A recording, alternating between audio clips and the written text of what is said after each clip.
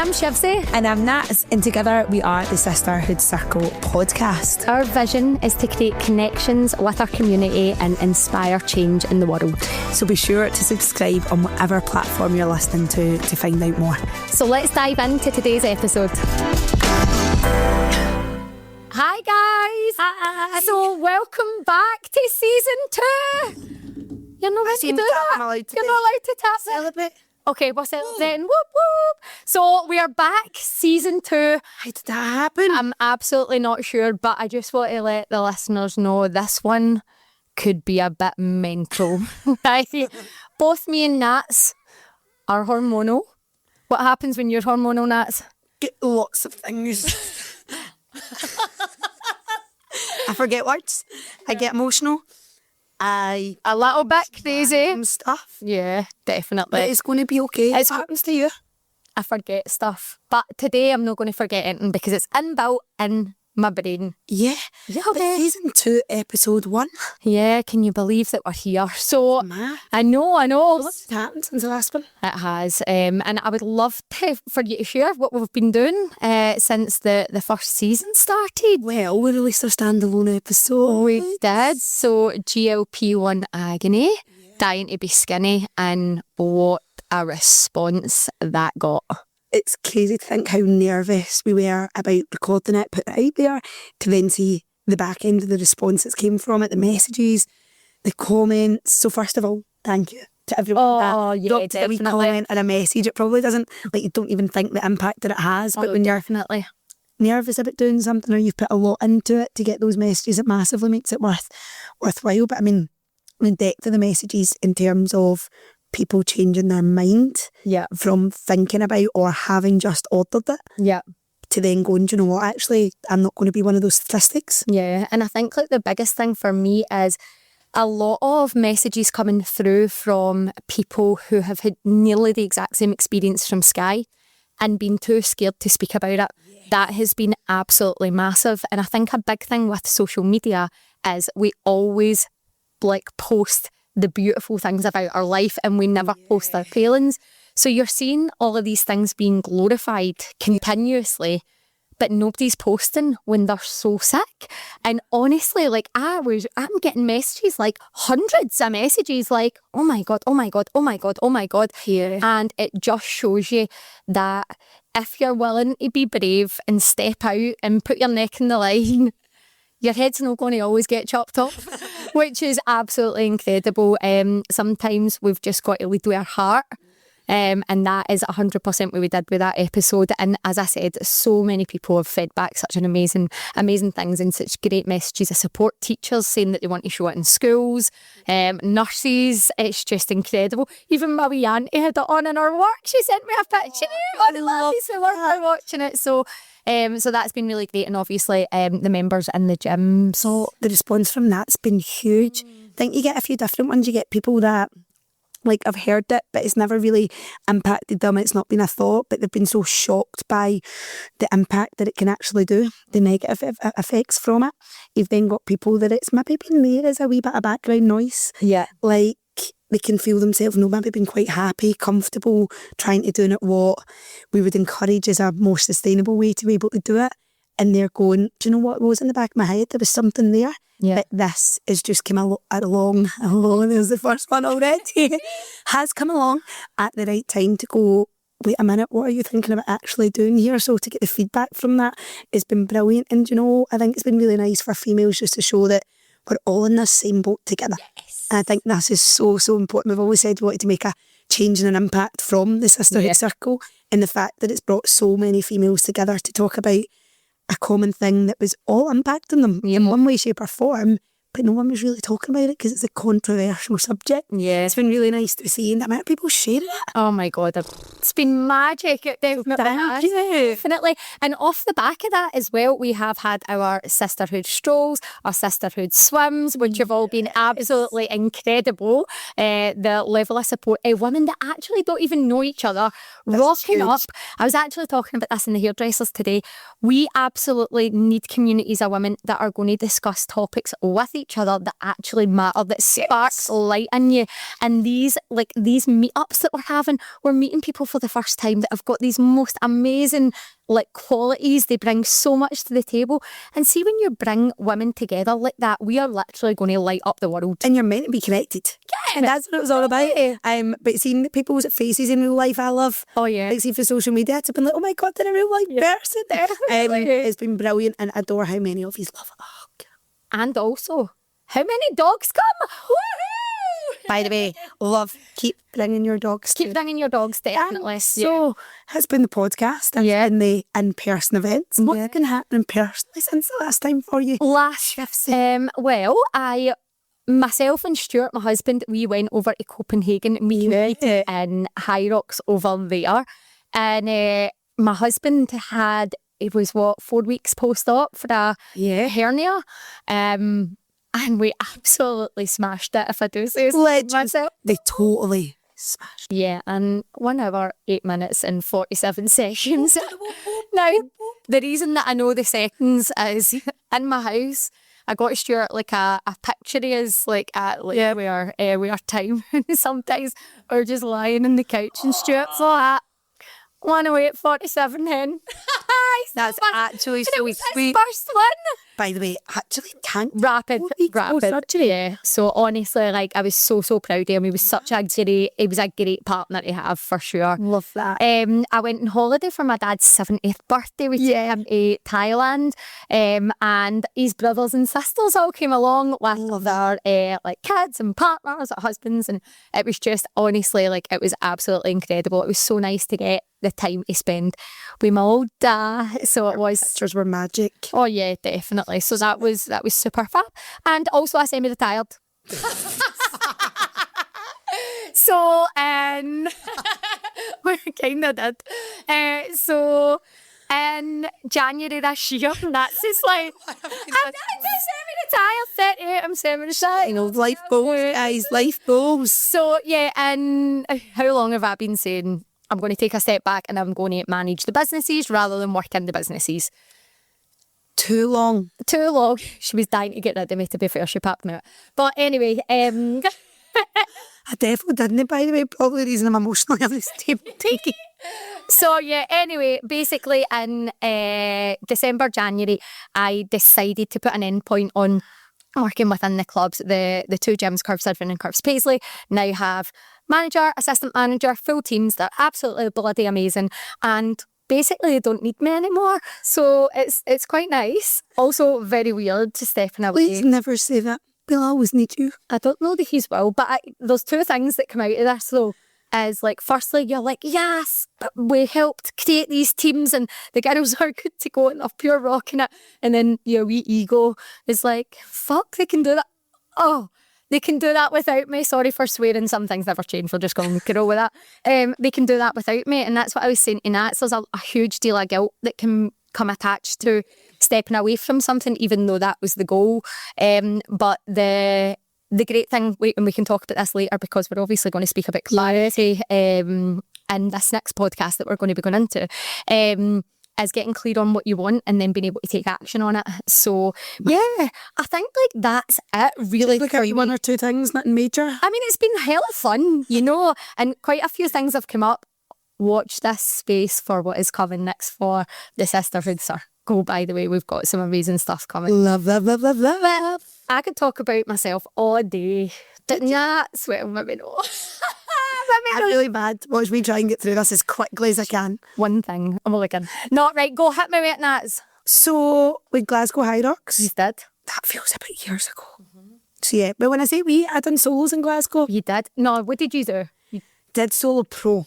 I had a wee bit of redemption. You did? And I completed the first time in pro in Birmingham last year. I had a little bit of a shit show of a race, to be honest. It was a sin. Honestly, I've never thrown a wall ball with tears before. I was help, send all the help. It just wasn't my day. And you know what? I think everyone else is a wee bit more worried about it than what I actually was. I was some days you're fast, some days you're slow.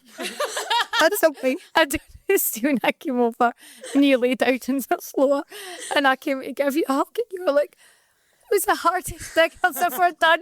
There was tears in your eyes and were you okay? And I was like, no. But do you know what I love? Like, we were able to celebrate yours, and that's the way that it should. Oh, no, I know, but we're not talking about me now. We're talking about you. Damn it, tried. I see that. This is what she does. So yeah, I went to Glasgow. I was running in pro. Was like, do you know what? I'm not even wearing my watch. I'm going to enjoy this, going how my body feels. Because see, when I see my watch and it's like cardiac arrest, I'm like, oh, better slow down, got to stay alive. Long story short, though, I wanted to do it in under 90 minutes. Yeah. And I got 1 hour 30 in 2 seconds. We're saying that's 90 minutes. And do you know what? Like, I crossed that line and I knew that I'd done everything, and I loved that. Like, I enjoyed the race. I felt like I knew where I was at, and I knew as soon as I crossed, that was the best that I could possibly have given that guy. So I loved that. Yeah. Then what else has happened since then? I've also done another high rock since then, actually. Went to Barcelona. So good. Loved it. Did mixed doubles. I've never raced in a mixed doubles before. With the legend that is Toonsley. And that was wild. Turbo Toonsley. See, when I say hold on tight, I was like buckled right in. Here we go. I met him this morning and he told me he shouted at you. He proper shouted. Nah, you didn't tell me that. See, when he told me that, I was like that this morning. Do you know that's her least favourite form of communication? And he's like, I felt really bad after So he shouted at me. He also swore. And I was like, okay, let's go. That's a Shivsy. Yeah, for the start, I felt like I had to put remember the wee child reins that you used to get? I felt like I put them on him and I was like, let's go. And honestly, I was like, oh, we're running really fast. Let's go. You absolutely smashed And it was rapid, but I got to a point, it was really warm, like there was no air conditioning. And you remember, I sweat a lot. And I got to the point I stopped for a water to do the double dunter one over my head and actually drink one. And I took about 4 steps a walk and he turned round. And he glowed and he gave me this look. And it was a look of, oh no, what's about to happen here? And I won't repeat what he said, but it was shouting and it was a few bad ones. I was like, I'm so sorry, I'm coming, I'm trying my best. And then we were just silent for the rest of the time. But no, I absolutely loved that. We went out, we had a great race. Barcelona was beautiful. And it was nice just to get away. I loved doing like high rocks abroad. I hate, man, so nice to see other places. Since then, apart from high rocks, I decided I'd decorate. Remember that time? Did, yeah. So I've learned the lesson. Don't decorate, man. That's for dafties. Can I ask a question about this decoration? Oh, she's going to ask if it's fun. I am actually, because I totally forgot this was something that you were doing and I wanted to see it because, by the way, can I just say something, right? This is impressive. Nats does stuff on her own, like proper DIY stuff on her own, right? So I'm not taking the piss here. No. Right.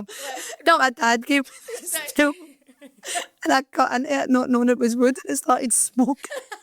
I phoned him and I was like, there's smoke. And he's like, don't use it on wood. Stick metal.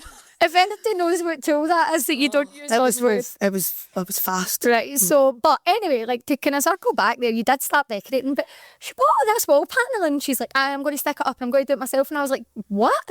Like empowered women or what? So it's done. Is it done? And is it all painted? The paneling is done and painted.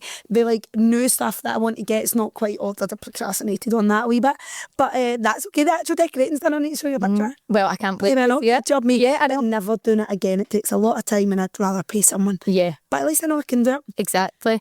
You missed out one key fact on something that you got up to. Tell me about your flight home from Barcelona and then what you had to do what you had the privilege of doing the next day. Hashtag don't fly Ryanair. Right? What was that? Don't fly Ryanair. They blame. No, so I have these really good ideas, like when you book flights, let's have the full day in the city and we'll fly home at night, and that's a really smart decision because you get an extra day in your holiday. When you're sitting on your couch and not realising what you've got to do, that's great. But long story short, I booked a holiday to Barcelona High Rocks without having the holidays approved, and then realised it was in the same weekend as the kilt walk that I committed to doing with the club, and I was like, what am I going to do? Bingo. Edinburgh Ryanair flights Wednesday to Saturday. Absolute thanks, universe. That's a great idea. Left Barcelona 9 o'clock on the Saturday night. 8 p.m. our time. Yeah. Got us in just before midnight and we'd have been home for like 1. We get on the flight. It's raining. By the way, have you ever had really heavy rain when you're in a plane? Feels like you're in a tube of Pringles. like batting off. I don't know that I ever have. I was sitting right in my wee seat because my bum really fills a in her seat, right? Also, no seat pockets is an issue. Anyway, What do you mean? they don't have seat pockets. Not even one in the front? No, I mean, if you're used to flying Emirates, they don't have TVs either, right? You're screwed. No wonder Shivsy's never flew it. I'm like, what? Like, What so do you mean you they don't just get sit champagne? they don't have a seat pocket. So you've got everything here, right? And I'm sitting, I'm like, this rain's battering off. And I'm like, right, okay, I was in the row in front of my mum and dad. My dad's not the most patient guy, right? So I could hear the... Dad's like, oh, getting a wee bit late, right? So it's 9:30 at this point. And I'm like, right, 1 o'clock home's now, like 1:30 home. Oh, right, sure. Oh, right, okay, it's now 10 o'clock and we're still not left and nobody's come on to tell us. Long story short, 3 a.m. I arrived home in my bed. Well, not in my bed, I went to mum and dad's, didn't I? Slept there. And I was getting picked up for the kilt walk at 10 to 7 in Irvine. I got up the next morning and my mum's like, that, you washing your hair? I was like, that's what hats were created for. Put this hat on and walked around the kilt walk in probably the most torrential rain ever. It was a wee bit sad, but do you know what? We left them. Yeah, we did. And do you know what? What did we have? Like 70 women? 70 women, over like £3,000 raised between the two charities. Yeah, which was just Oh, incredible. it was so good. By the way, the Kilt Walk, they organise a phenomenal event. Like, you actually don't need to turn up with anything. No. Like, you're hydrated, you're fed, they had like wee foam fingers and all that jazz, cutting a bite. Because I mean, you definitely always need a foam finger. Like, you can put on as a fun bamming folk up with him. Did you have one? Right, anyway, So that's what's caught up. That is totally us caught up. So that's what's been happening since season 1. So we are going to talk today. It really sidetracked. Well, we did get sidetracked 85 hours later. Sorry, guys. Today we are going to talk about getting clarity. Yes. And your consciousness So important. around that, definitely. And I think one of the first things that we wanted to speak about, or something that you hear quite a lot in the gyms, is I'm just stuck in a rut. And it's such a big thing, like you sit down with females daily and work, and it's such a privilege to get to do it when you're chatting about goals, you're celebrating things that they've been able to achieve. But it's really, really sad when someone turns around and they just go, I'm just stuck in this rut. Like, I'm on the hamster wheel. And you're like, well, what do you mean with that? And they're like, do you know what? I'm just getting up, and Monday, Friday, I'm going to work, and then I be a mum, and at the weekend I just clean and I just tidy up, and then I do it all again. Yeah. And you can see like their energy, even when they're saying it, totally like leave their body, and just how stuck they are in this repetitive cycle that they just don't know where the escape is. And I think one thing with being stuck in a rut, it's a lot about not making any progress.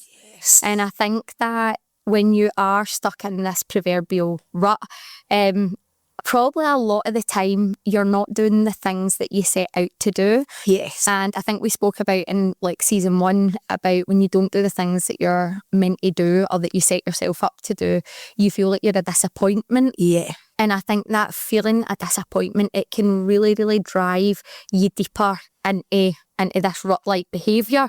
And I think what we talked about around that kind of rut is around your mindset and what that then like propels into your external actions, the actions that you take. Yeah. So for you, Nat, it's like, have you ever found yourself stuck in a rut? I think absolutely. I think there's periods of time that you go through potentially the same cycle and find yourself getting to the point of a rut. And for me personally, if I was to say what's the root cause of me that gets me there, probably 3 main things for me. One would be not doing what I said I was going to do. Yeah. Like, that's a huge instigator to, oh my God, what's going on? I'm failing. Like, I just don't know what I'm doing. So I think that absolutely drives you to get deeper and deeper and deeper, as Shivsy says. I think the other thing is when you're spinning far too many plates, you are literally, as you're spinning, you're digging yourself into this rut because you're never filling your cup. Yeah. Very few times are any of the plates that people spin actually for them. They're playing It's all the external things that they feel they need to do. So that can then drive you into that rut-like behaviour. I think the third thing is when you're in a little bit of a And I would say stuck, but not necessarily meaning it in a rut sense, as when you just don't really know what direction you're going in. And you're like in this no man's land thinking, I'm making no progress, I'm failing, what am I going to do here? And it's like you just need that moment of clarity where you go, what is it I'm actually setting out to do, and taking a moment to put your both feet in the ground and go, right, let's get clear on that. Oh yeah, definitely. Yeah. And I think for us, it's about, or when we're coaching, it's about trying to help people get absolute clarity, which is the bloody easy, is it? And I think it's looking at clarity as more than maybe what you would expect listening, like the goals in the gym. It's about getting clarity on you as a woman and what you want in all the different areas. And it's so important because we often get people in the gym that are in a rut, but it's not necessarily their health and fitness that's the rut. Oh yeah, definitely, because they're making it to the gym. Yeah, and I think that's a really, really big thing to touch on. Is as coaches, it's probably easy to think, oh, they're just talking about like the gym rut that everyone gets into and we all go through a phase. As in, it's not. Like, you get people turning up daily getting amazing results that you would think are absolutely flying in their life, and it's like, I'm in this rut. And there's all the external things that we just don't really get clear on what we want or set out goals for when it comes to it.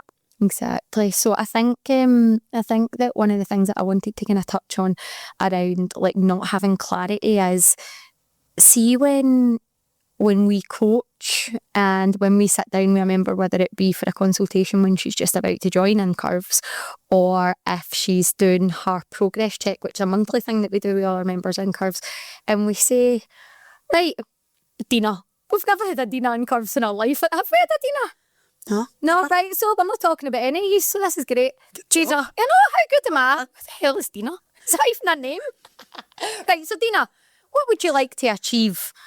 And what we hear so often is, I don't want X. Yes. And I think that when you're getting clarity and you're focusing on what you don't want, and I know we spoke about this kind of briefly in season 1 about like what you attract and what you manifest. Yeah. See, if you're cutting about the world saying all of the things that you don't want, you're going to mimic that back on yourself. So I think the first thing about that is maybe your awareness or being conscious of how your language comes across. So when we sit down, we try and do, it's a wee bit of like, not reverse psychology, but we try and almost like turn that around. So if someone says to me, I don't want to be knackered anymore, we say, okay, so you're looking for more energy. Right? What we're always going to try and do as coaches is say, right, what is the complete polar opposite of the thing that you're saying that you don't want? And then trying to get that to be at the forefront of what somebody's driving, because if someone then goes like that, right, I go to the gym because I want more energy, the chances of them being able to keep that up is far superior than I go to the gym because I don't want to be knackered. You feel the change in my voice there? It's a didn't you? shift. And it's almost like empowerment. So it's about trying not to think about all of the things that you don't want in your life and actually getting clear on the things that you do want. So how do we gain clarity? What do we need to do to get clear? You've got to ask yourself the deep-rooted questions of what you really, really want. And I think that's a huge thing when it comes to it, is having some time with yourself that you can ask those tough questions of like, how do I actually want to feel? How do I want my life to look?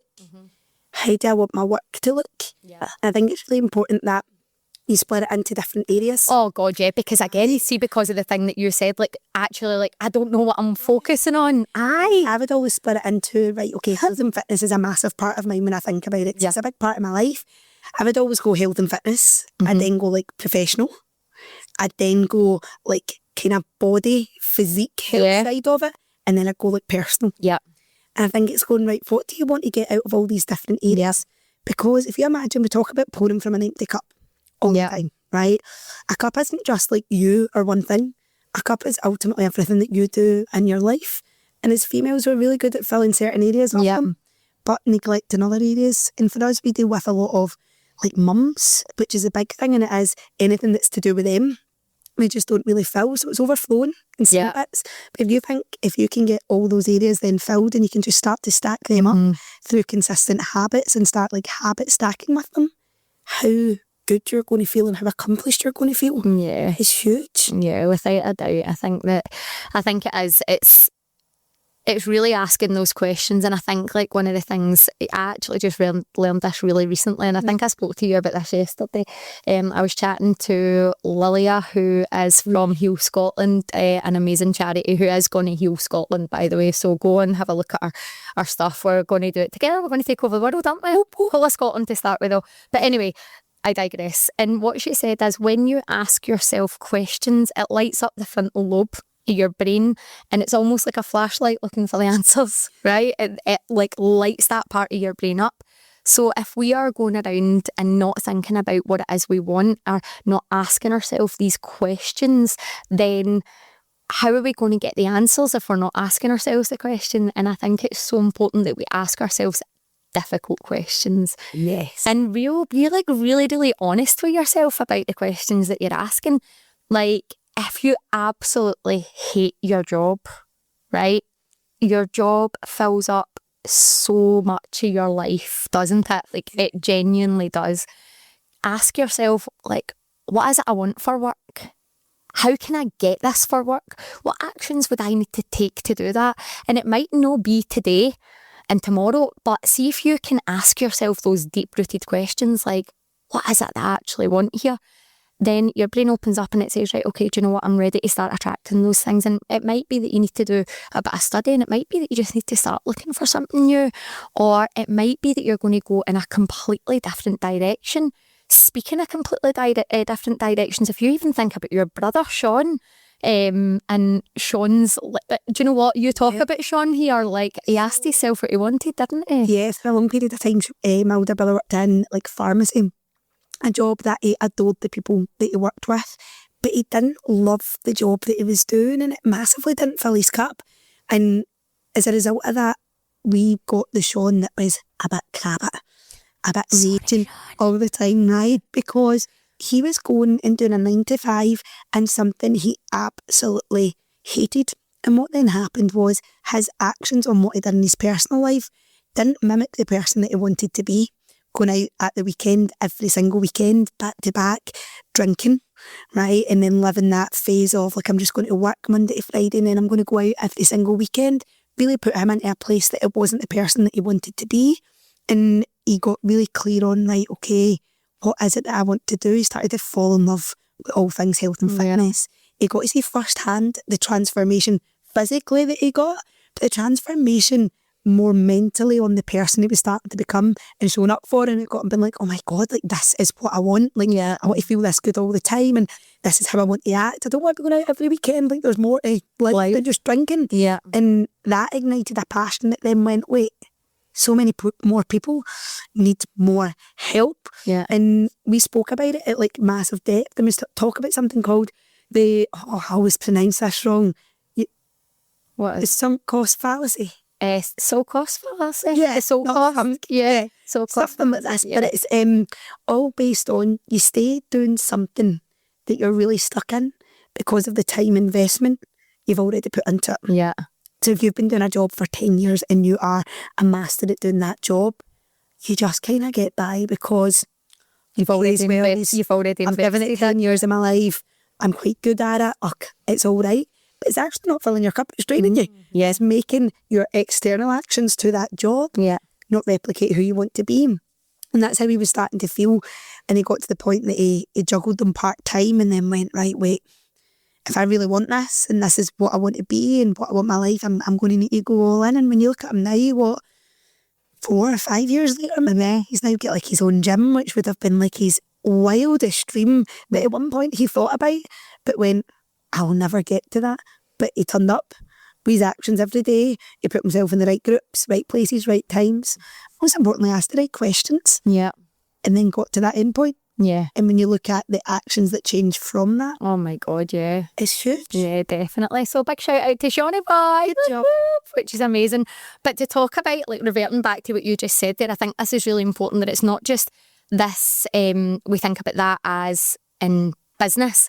You've got to look at your whole life in that way. Like, you've got to think, right, okay, do you know what, in my relationships that I'm in, whether that be your friends or your spouse, or you see if something doesn't make you happy, but you're like, do you know what, I've been doing this for the past 20 years, like, or I've been friends with these people for the past 20 years, or I've been in this relationship and it isn't filling my cup, it's not igniting me full of fire, but do you know what, I've spent this last 20 years with these people or this person, and you're like, I'm just doing it because it's simple and it's easy, but I'm kind of dragging my heels. Like, it's something I'm not saying you just go and split up with your partners or whatever, right? But see if you're not happy about it, get clear on what it is you want from your relationships with people. And tell them, like, it's not like you make up that your mind that, right, do you know what, this isn't what I want, and that's it, I'm not going to like speak to my friends or my family about it. It's about getting clear and then actually having a grown up conversation that doesn't result in an argument, and to say, listen, this is how I'm feeling, and I really want us to carry on being friends or being in this relationship, but this is how I'm evolving and this is the way I want to see it going. And I always remember having this conversation with my old boss years ago, is people who want to be around you will rise up to meet you, and see the rest will follow you. And that's so, so true. So give people the opportunities to come with you. Oh, massively. And remember, it's all right that not every friendship, work colleague or relationship is meant to be forever. Yeah, There's definitely. people that come into your life at certain points for certain things. Oh yeah, definitely. And that's absolutely fine if you go, do you know what? Like, I need to detach myself from either that group or that environment, because often you find yourself that it could be a group, it could be an environment that you're settling into that are really holding you back from that potential of what you're trying to get to, but you're just pulling back time and time again. Yeah. I love what you said about just having an adult conversation. Oh my God, how mad is it? I think everyone thinks anything negative you talk about needs to be like a big barrier, like, oh my God. And it's like, just be honest. No one can ever be annoyed at you for just being honest on what you want or where your head's at. And I think that that's a big thing, is when it comes to like relationships, like, I think that there's a lot that break down because there isn't honesty, and then people are just like, they just don't understand men, and you're like, is that actually true? Are you communicating well?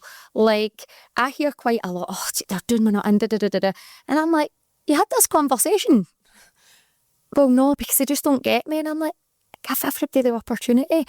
Like, it's vitally important that we have challenging conversations with people. Like, oh my God, how many challenging conversations have you and I have? And we hug at the end there, and like, that's what real grown-up relationships are about, and that's what is beautiful about having these relationships where you can get clear on what you need from each other. Because do you know what, like, as much as relationships shouldn't be transactional, everything is, like, and not in a monetary form. Like, you bring stuff to your relationships with people, and people bring their stuff to their relationships with you. And I think getting to the point in that conversation or like a discussion like that isn't about someone being right and wrong. Oh, right? So like, we are in a little bit of a world where it's like right or wrong, right? In every conversation you have, and every like heated discussion that potentially has is like, oh, you're right, I'm wrong, or I'm right and you're wrong.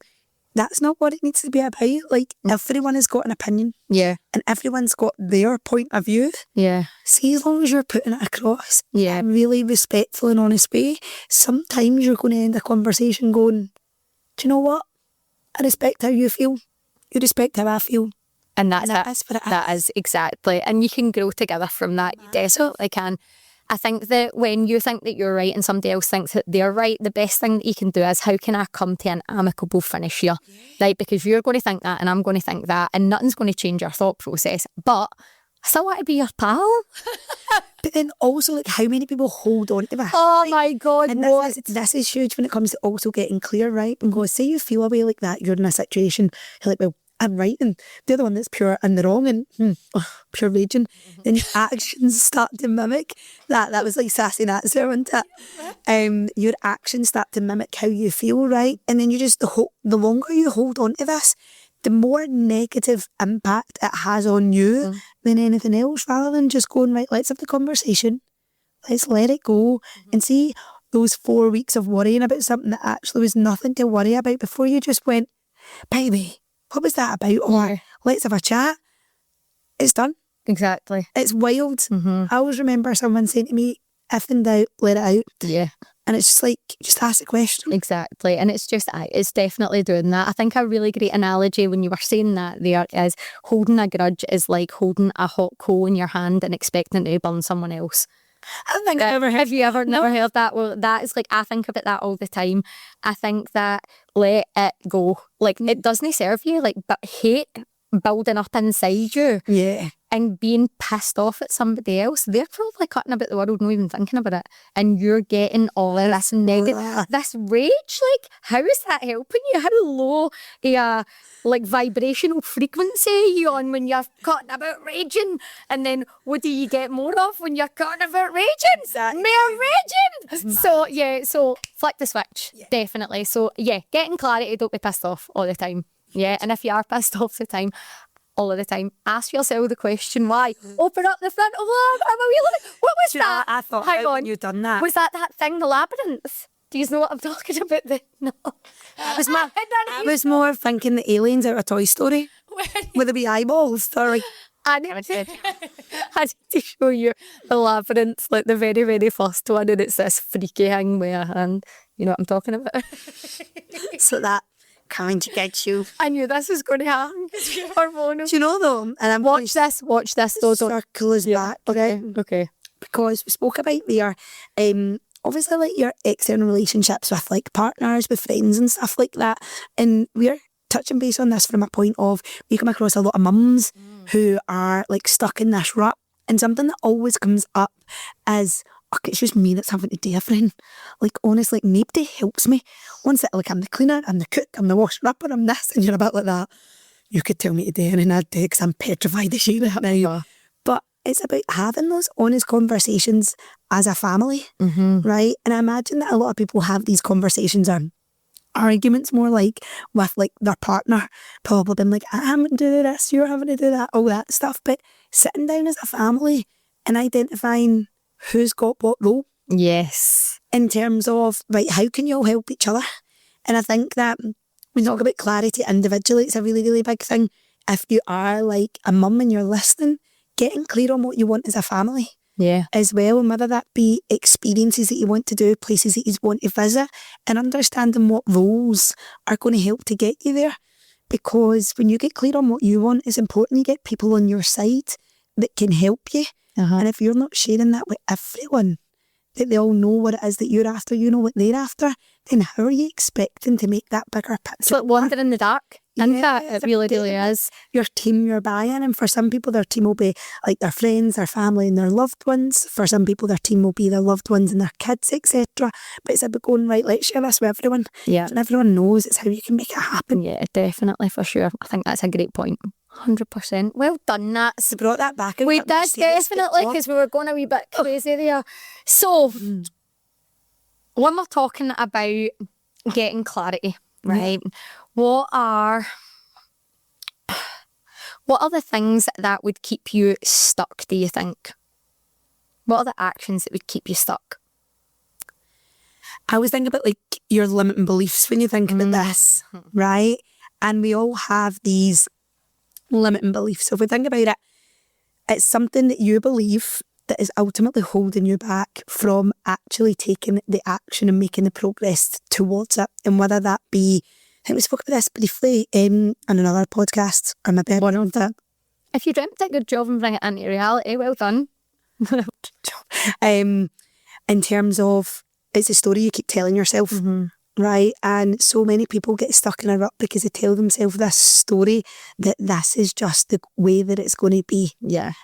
I'm just meant to feel like this forever. I'm just meant to be fat. I'm just meant to just be a mum. And it's like, you need to start to do the work to go over that, because see, if that's what you believe, your belief then turns into your actions then turn into your reality. Yeah. That's what you're telling yourself. You're never going to turn up to be the woman or man or child that you want to be. Exactly. I think that what you had said there, I think that what you're complaining about most, right, is probably the area of your life that you want to pick up on. Right, and I think, like, see, if you are constantly talking about all of the things that are bad in your life, that's what, like you said, it's what you're going to pull back to. So I think, like, try and get a swear jar. I know that we are bloody rich saying that in here, right? But try and get yourself, like, a complaint jar and say to yourself, right, for 1 week, I need to put in £1 every time I complain about something. You will stop. And if you don't stop, you can send them straight to Curves and Irving, all the pounds, and we'll take them to the next podcast. Thank you so much. So the actions that you need to take to align you to becoming that person, getting clarity. Yeah. I think that you've got to, firstly, decide what you want. Yep. Yeah. Secondly, decide what you don't want and what you're not going to speak about. Yeah. And be aware of that. Write it down. You've got to write it down. It becomes a fact when you write something down, doesn't it? Yep. Tell people what it is you're trying to get clear on so that they're aware, so that they can work together with you. And then what do? You watch the magic happen. Absolutely. Yeah, absolutely do. Now, we had a question, didn't we, from one of our members in Advent. It's quite a deep question, I'm going to be honest with you. Yeah. When I read it, it was a bit like, a wee bit of a stab, I would say. Yeah. Like, not as in she was getting a dig in, but like it was, it hurt. It hurt. Yeah. And our question was, how do you stay motivated when you look at yourself and you hate what you see no matter what you do? And that's a deep question. And I think that a lot of it is to do with how you actually feel about yourself as a person. When I know that we spoke about in one of the episodes about the challenges that I had around disordered eating when I was younger. And there was a point that I absolutely hated my body. Like, I looked in the mirror and I could see myself growing. Like, I used to look at myself in the mirror and I would genuinely be getting bigger every time that I looked at myself, and I hated what I saw. And like, Nats and I were talking about this really surprised you. But like, that was probably in the depths when it was like at its worst. Yeah. And I did genuinely feel that way. But I got clarity on what it was that I wanted, and I tried to get my actions to align with what my clarity was, like what my goal was. And my goal was, firstly, to stop doing what I was doing. Like, that's a big thing. It was right, I need to create new habits here.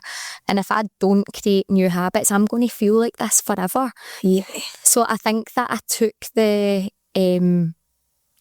ownership away from that disordered eating, and I put it back in, like, I put back in the driving seat, and I said, right, okay, so what is it that I actually want?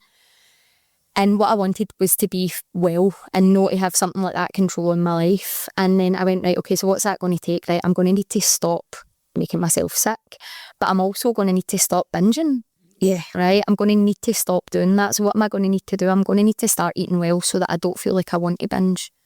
And right, how can I manage this a bit better? Because what I'm doing is I'm over-exercising here. I'm running like a crazy person and I'm starving. And that's no help in this situation. So you go like that, right, okay, what can I do? Right, maybe I'll pull back on the exercise a wee bit and then I'll be wise with what I'm eating. But then you start telling you, like, you see some changes and you get a wee bit happier about it, and you maybe started a wee bit of strength training, but you get clear on the actions that you've got to take for you to be able to get out the other side. So see, if you hate something about yourself, firstly, you will achieve far more for love with your body than you will for hate. So if you can try and flip that around, which isn't easy, but you can do it. If you can flip that around and stop hating on yourself and start saying, right, okay, actually, what can I do that I'm going to better myself, and hold yourself to a standard and hold yourself accountable to that.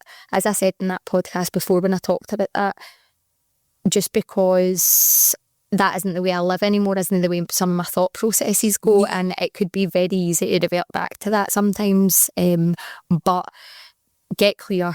Decide what your actions aren't going to look like. Decide what your actions are going to look like. Decide what the person that you want to be would do, and try and align with that. Massive. Yeah. Love that. Good job. That. Thanks. Oh, thanks, Nats. I think as well, it's like normalising that as females, there's certain times that we're going to feel that way, right? Like there'll be situations, and for some people it might be all of the time that you look in the mirror and that's what you see. Like, you hate it and you're just like, how do I get through this? How do I stay motivated? I think it's females with the grateful gift of a menstrual cycle. There's times that you're going to feel that just popping in now and again. And I think it's important to remember to have like a gratitude for what your body can do, even when you feel like you're turning up to do the actions that maybe aren't reflecting back what you want at that given moment, is that it's all right to have those wee periods of time where you maybe look and it's not your most favourite thing that you're seeing there, but you know that you're doing what you said you were going to do to be able to get you there. I think that's an important one because, let's be honest, followed a little bit of a bitch fit in a changing room at some point in our life. You actually messaged me with one of those last night, did you know? Oh man, there's a reason I'm wearing jammy bottoms in this podcast. Not kidding on. So, yeah, Shivsy and I talk about this quite a lot. Like, you go into a changing room, went into the new Zara. Very interesting experience. I feel like it's like you're going in for surgery. The floor's bright, the ceiling's bright, everything's bright, and it's a bit oversensory for me. I don't know how you feel. I felt a wee bit like heaven. Die. Oh, do you want to watch Still Game if I died? No. You don't get it because you don't watch Still Game. Yeah, again, if I die. Anyway, I was like, is this what heaven's like? Wow. Yeah. Anyway, like, you take stuff into a changing room and you're like, oh, that looks lovely when it's on a hanger or on a model. And you put it on and anyway, let's be honest, post-work, working in a gym in the heat was never a good idea. No makeup, never a good idea. Hormonal. And hormonal, never a good idea. 3 strikes, why did I go? And no tan. I mean, how crazy can you get? Some of us have not been in Thailand recently, neither they have. Or semi-retired sitting at the back door. Glad she said that, not me, by the way. I nearly said earlier, we're cracking tan, and I was like, wind your neck right in. Loving life. Do you know what I'm actually buzzing for you because it's really what you wanted. Like, you've tried so bloody hard to get to that point. Clarity, conscious movement, result. Mic drop. Anyway, so I went into the Zara changing room, tried like 3 out of the many items that I took in. Yeah. Decided that I didn't even know what clothes size I was. The place was roasting. I was slightly overstimulated and I needed to so I went and bought a bottle of water and get back in my car and finished listening to the podcast. Yeah. Well, but all jokes aside, that's keeping it light-hearted. I think there are going to be periods of time where you're just not feeling at your best and it's about going like, what can I do? I'm very grateful that I've been probably in a good mindset from probably late teens because the industry that I've worked in, who I've surrounded myself with massively, you played a huge role in that. That even when that reflection isn't what I dream it to one day be, I'm still able to have my feet in the ground and go, right, it gets me through every day. I can still train. Yeah. I maybe need to be a wee bit better at doing X, Y or Z, but maybe a bit kinder. Yes. And I think that's something that, like, the flip side of it is just being able to work through those things and go, do you know what? Am I going to waste energy on beating myself up in this mirror when these are all they said it, nothing's going to change? Yeah. Like right here and right now, this is what I can do. Yeah. And if you're not willing to change anything, like I know this is hard, so like don't complain. Do you honestly, like I genuinely mean this. See if you're like not happy with something in your life, but you're not taking action and you're not getting clear on what it is you want and you're still living that life a year down the line, it's your own fault. Yeah. Like you're not taking action. Like, and I know that sounds harsh, but it's reality. And I think creating a set of non-negotiable goals, like with yourself, when it comes to whatever you aspire to achieve.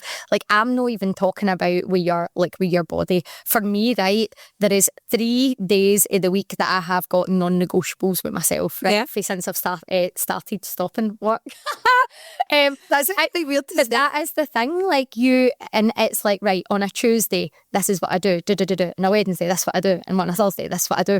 And that's what I try. And do you know what? That's my non-negotiables with myself. I need to get those things done and everything else will fit into it. Yeah. And you've got to hold yourself to that standard. You're just going to wander in the dark. When it comes to your exercise, when it comes to your nutrition, when it comes to like staying in touch with the people that you love, having conversations with your significant other at home or your cat. Like you set a non-negotiable with your dog, don't you? You're going to walk that dog every day or that poor dog's getting it. And sometimes we treat a dog with more respect than what we would treat ourselves. What did you say the other day? Oh, I don't know. Plenty. Treat yourself the way you would treat your best friend. Yes. So if you were to get your best pal's body for a year, would you treat it differently to what you would treat yourself? Would you speak to it differently? Would you take it to the gym more often? Would you walk it more often? Yeah. Because you care deeply about your best friend. How about what we do as women is we start just loving ourselves for what we can do. You're going to look at your body in the mirror sometimes and go like that, oh God, right, okay, boobs are a wee bit droopier than what they used to be. Do you remember that film with Cameron Diaz? 25, 30 or something like that. That's funny. Do you know what? Actually, my friend Stacey loved that film. I can't, we'll need to find out whatever it is. It's hilarious. But like, there are things that are going to change on your in your body as a female as you get older, or even like there's going to be things that you look at that you don't like about yourself, and just accepting that sometimes, like, yeah, you can change it, but sometimes this is just how I am. Also, certain things about your personality, like we can make forward movements and progressing who we are as people, but sometimes there's going to be things that you say and that you do that maybe don't align with what you want and the person that you want to be, and accepting, you know what, that was a mistake. We're human. That's how you learn. It is, definitely. So yeah. And I think a really big one is having a minimum expectation. Oh yeah, I love this actually. This is huge. We all cut about in life with this maximum expectation that we're going to do all this amazing stuff. We've all at the first hurdle. I'm failing. I just can't achieve it. See if you, and it's great to like aim really high, right, and have that maximum expectation. But see if you can be realistic and you can go, right, the minimum I expect of myself is X, Y, and Z. And see when you achieve that, you can tick that box and you can go, right, okay, I showed up for that. And that's enough. And that is enough. Yeah. You've also got your maximum expectation that you can also aim for. I think as female it's important because we're not always firing on all cylinders, right? And like, let's be honest, you'll watch this and be like, those two are a wee bit mid all the day. And that's okay also. And it's all right, but do you know what? See, this week is about going, right, let's get my minimum expectation met. I've turned up and I've done X, Y, and Z. It's because my brain's still working anymore.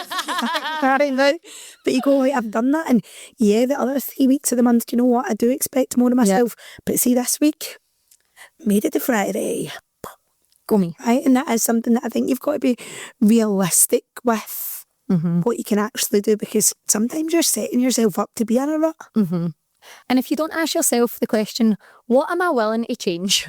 Yes. That's the question, isn't it? What am I willing to change? Yeah. And if you do that, like, again, being honest with yourself, open that self up. Yeah. Get honest.